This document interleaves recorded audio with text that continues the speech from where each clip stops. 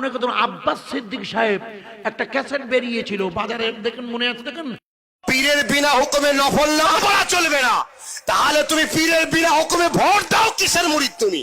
আমরা তাহাজ্জুদ পড়ে থাকি, তবে তাহাজ্জুদ কারণ কোনো আল্লাহর ওলির নির্দেশ ব্যতিরেকে পড়বেন না, ওটা নফল নামাজ। তো ও নামাজটি পড়ার আগে কোনো বুজুর্গর সোহবতে থেকে নফল পড়ার যোগ্যতা হলে তখন পড়বেন। কথা বোঝা যাচ্ছে কি? আপনার পীর সাহেব আপনাকে বলে দেবে যে এখন তুমি নফল পড়বে। আপনি আমার কথা কি বুঝতে পারছেন? কোনো ফুরফুরার পীর সাহেব হুজুরের কাছে বায়াত হওয়ার পর উনি যে কেতাব দেন তাতে নফল পড়তে বারণ করা আছে না?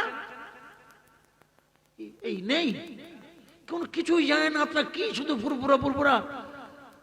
আশ্চর্য, কেতাবে লেখা আছে, আনুন আমার কাছে, না দেখাতে ওয়াজ করবো না। মেজু হুজুরি কেতাব আনুন, দেখিয়ে দিচ্ছি। বড় হুজুরি কেতাব, সব কেতাবে লেখা আছে।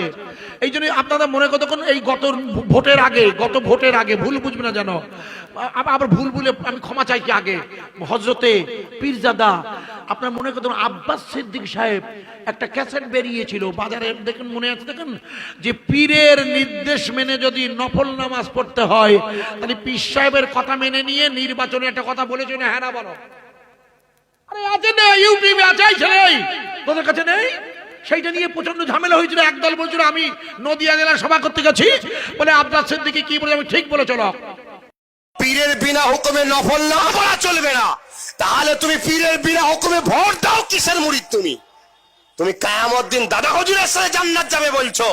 কালকে 2021-এর পরে তোমার কোরআন, তোমার মসজিদ, তোমার মাদ্রাসাকে পুড়িয়ে ছারখার করে দেবে, তখন কোন এমএলএ মন্ত্রী পাওয়া যাবে না। ঠিক বলেছেন তো, পীরের নির্দেশ ব্যতি রেখে নফল পড়া যাবে না। ঠিক বলেছেন উনি। আমাকে ধরেছে একদল, আমি জানতাম বলে করে দিয়েছি ব্যাখ্যা।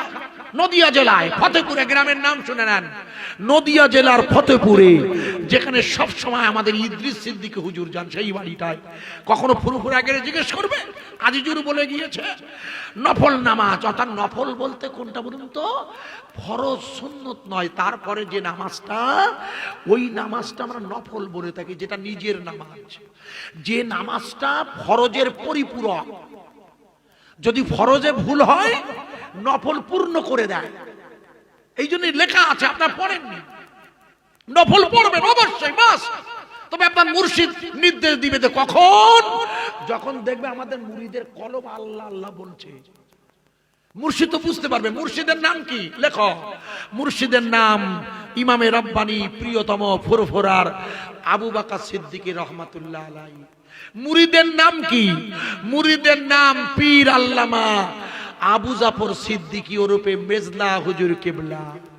এনার কোন জীবনী আপনাদের বাড়ি আছে?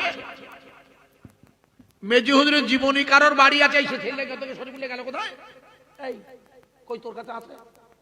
খুব তো ফুরফুরা ফুরফুরা করছিলি। একটু আগে আমাকে বলছিল রাগ করিস না যেন বাপ, রাগ করলে মুশকিলে পড়ে যাবো। মেজু হুজুরের জীবনী কারোর কাছে আছে কি? হ্যাঁ না বলেন? কারোর কাছে নেই।